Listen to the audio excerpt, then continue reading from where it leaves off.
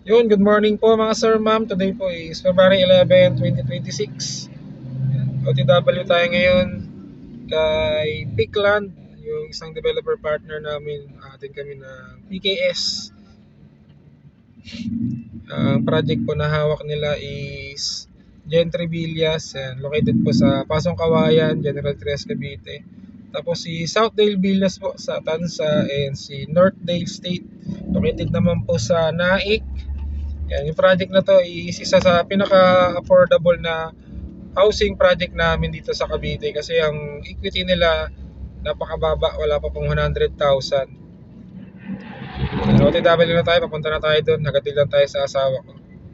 Yan, update ko na lang kayo mamaya pag andun na ako.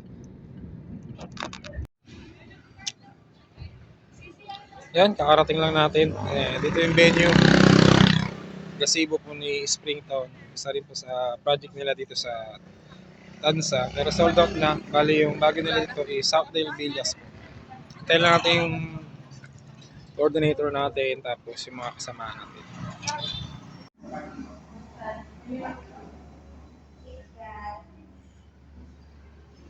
Yan si Sir Edgar, yan, coordinator namin ng Peakland dito sa Tansa.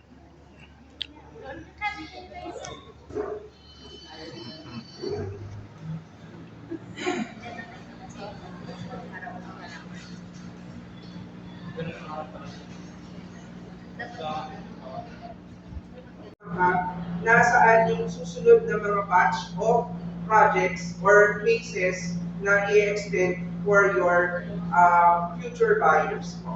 Talaga namin and PTA, si Ma'am Rowena Sito lang din. Ayan. Good morning! Ayan, dinidyo ko kayo. 2026. Ang na-expect lang po natin, manggagaling po sa amin, is 2026 is syempre good service pa rin po kung ano pa ang concerns po natin. Right now, ayun, pwede na talaga tayo mag-start officially.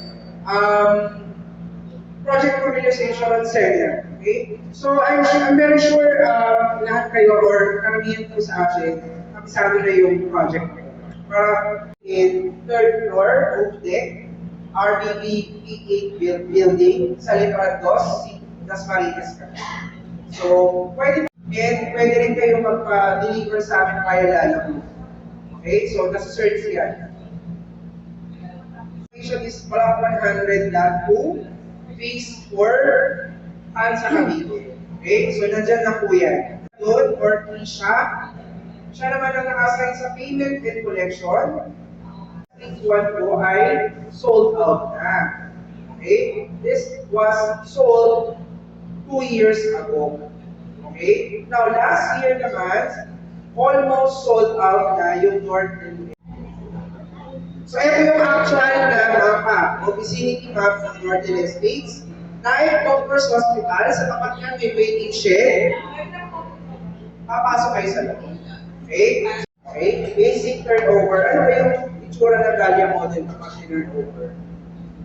Okay, so ganito talaga siya, yung specs niya. Pero just para mabigyan kayo ng mas magandang thinking kung ano ba yung itsura ng Dahlia model talaga, ganyan siya kayo lang.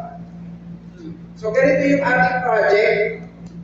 Ang dito ay Northern Estates 2. Yung sinabi ko sa inyo, yung pinakadulo, hanggang dito makakarating kayo. Then nandito na yung Northern Estates. Now, miscellaneous fees, 16,000. Ano covered na 16,000? Meralco, BOA membership, water hindi ko, moving fee, at saka 3 years advance payment na RPT or Amilyar. Okay? Water for the buyer na.